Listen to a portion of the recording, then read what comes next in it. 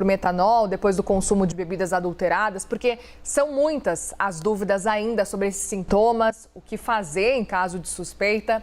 E para nos ajudar a entender melhor esse assunto, a gente conversa agora com o neurologista Oswaldo Nascimento, membro da Academia Nacional de Medicina. Doutor, obrigada por conversar com a gente. Muito bem-vindo aqui no Agora CNN.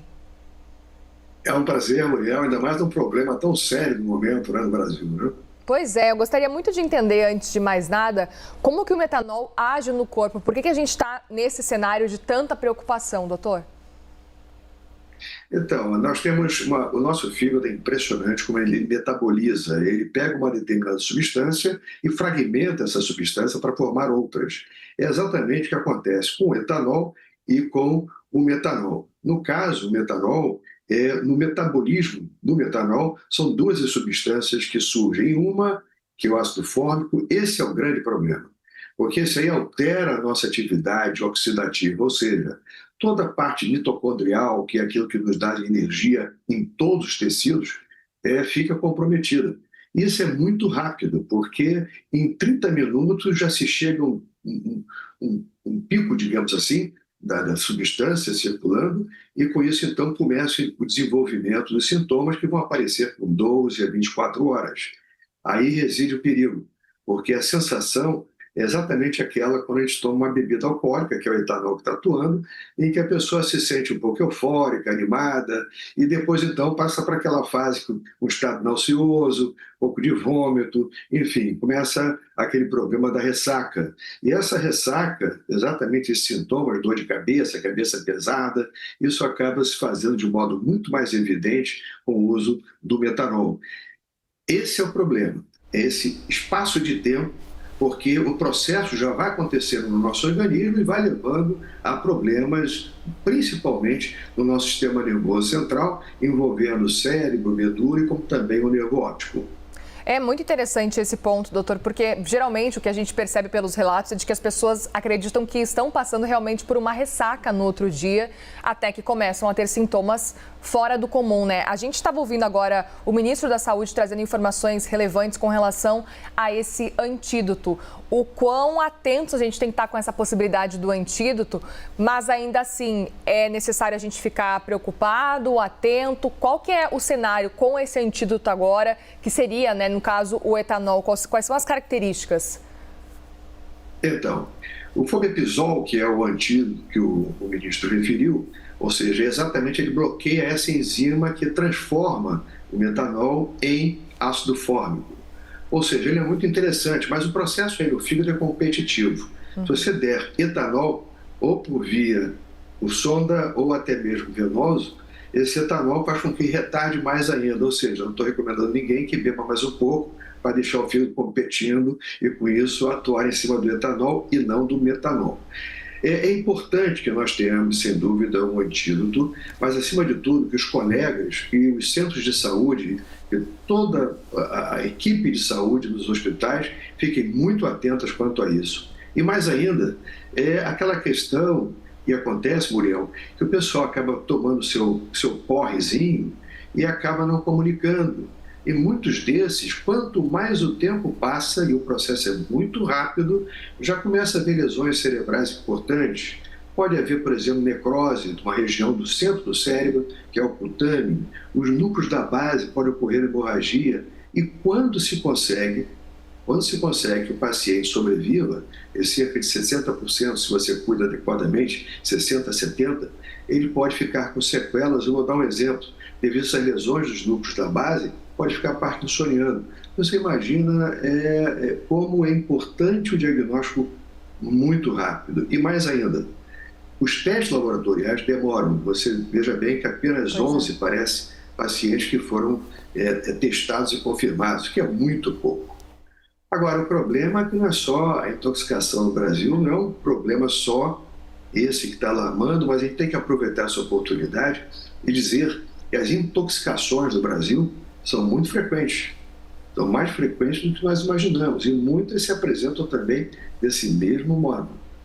Doutor, e aí com relação a esse antídoto, o ideal é quando você percebe que pode estar com algum sintoma, pode ter relação com o metanol, o ideal é tomar o antídoto o quanto antes. É possível reverter os efeitos do metanol como um todo, ou com o antídoto, ou nem isso? Como é que você enxerga esse cenário, doutor? Então, como esse processo, o pico chega em 30 minutos, já temos uma quantidade realmente importante circulando.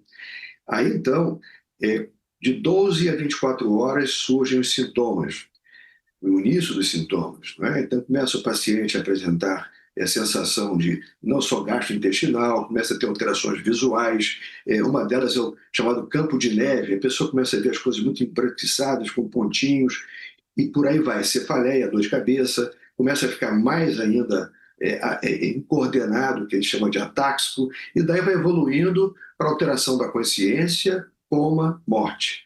Ou seja, o tempo é muito curto. Então, na dúvida, procurar é importantíssimo, procurar no centro de saúde. Procurar assistência de tal sorte que possa se fazer o diagnóstico mais precoce possível.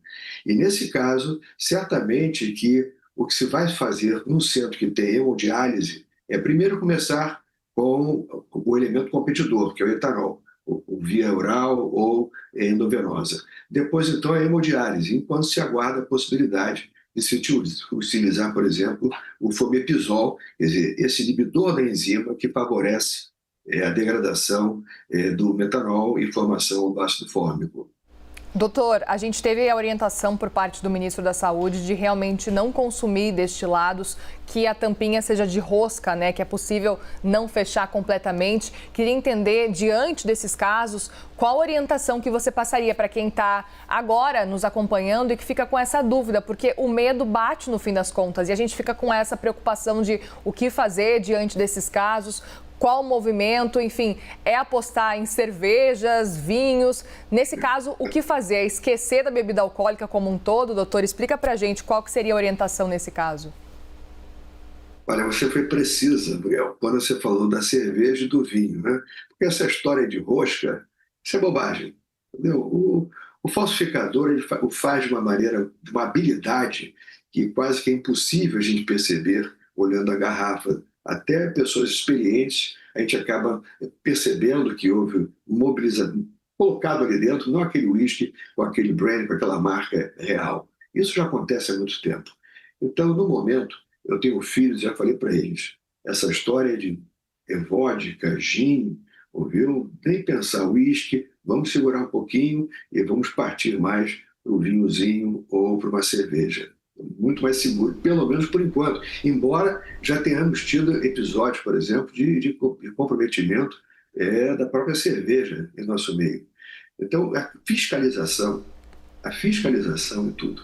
Nós precisamos ter um controle sanitário efetivo para que não se possa ter situações como essa. Mas eu sei que a dificuldade do Brasil, um continente desse, imagina fiscalizar tudo, não é fácil. Mas pelo menos nós podemos nos precavermos num momento como esse.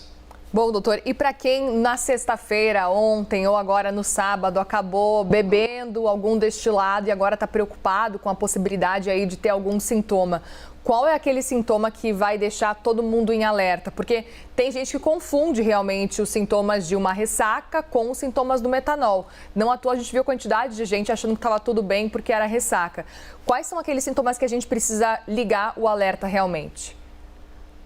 O alerta é quando você tem alterações visuais, porque os olhos, a retina, o nervo óptico é a projeção do cérebro.